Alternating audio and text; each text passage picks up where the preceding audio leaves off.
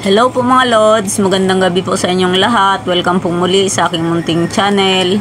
Samahan niyo po akong muli magluto ng isa na naman pong chicken recipe. Ayan nga po at mainit na ang aking kawali. Inilagay ko na po ang aking manok at ipiprito lang po muna natin ng saglit yan. Ayos-ayusin ko nga lang po mga idol para po dumikit lahat sa kawali ang manok kasi sabay-sabay ko na pong nilagay. Pag medyo naprito na po yan mga idol, konti lang, hahanguin ko po muna. Ayan na nga po at naprito na ng konti, hanguin ko po yan mga idol. At babawasan ko po ang mantika niyan para po diyan ko na rin igigisa ang aking mga ricado. Ayan nga po at medyo nasunog na sa gitna kasi medyo mahirap nga pong pigilan ng apoy kasi napakalakas po. Ayan. Nahango na po natin at igisa na natin dyan. Nabawasan ko na po yan mga idol ng mantika. Gisa ko na po ang aking sibuyas hanggang maging translucent po yan at lumabas ang kanyang aroma. Ayan, halo-haloin nga lang po natin at ilagay na po ang bawang.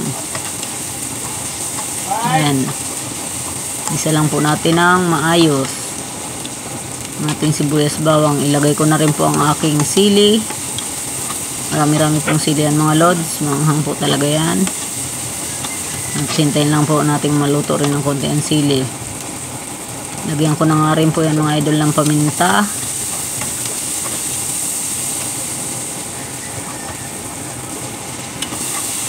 At nilagyan ko rin po ng konting toyo. Konti lang po. Hindi masyadong marami.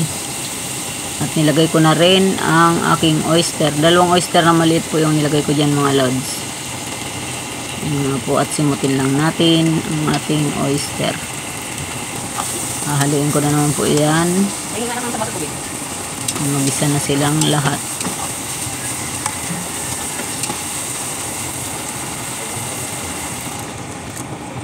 At nilagyan ko na nga po ng isang basong tubig. Isang baso lang po yung mga idol na tubig. Kaso po yung baso parang medyo malaki siya. Ayan, at ilalagay ko na rin po dyan ang aking napritong manok. Ilagyan ko nga rin po pala yan ng 2 piraso lang ng laurel. Ilagyan ko rin po ng isang pork.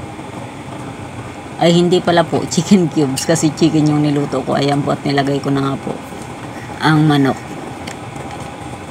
Naku mga lods, nahihirapan po talaga ako mag voice over. Pasensya na po kayo. Ayan, hintayin po natin yung kumulo. Ayan na nga po at kulong-kulo ng ating manok. Ilalagay ko na po ang binalatan na itlog. Yung maliliit po yan na itlog ng manok ni Idol Marlon. Salamat nga po at binigay sa akin at naluto na. Magiging ulam na po ang itlog ng kanyang mga manok. Pinagpilian niya po yan mga idol kaya yan ay binigay sa akin. Po, at hintayin lang natin kumunti ang kanyang tubig. Ayan na nga po, medyo konti na lang po ang tubig niya at nilagyan ko nga po ng 1 kutsarang asukal. Pampabalance lang po yan ang lasa mga idol.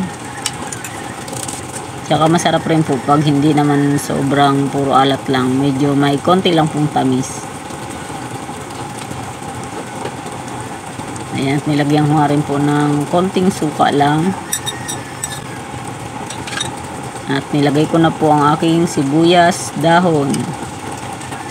Yan po mga lods at malapit na nga po yung maluto. Hintayin ko na lang pong maluto dyan ang sibuyas dahon. Kasi yan talaga pong sibuyas dahon na yan halos hindi nawawala sa luto ko kasi kinakain po talaga yan ng aking mister. Paborito niya yan maghilaw man o magluto.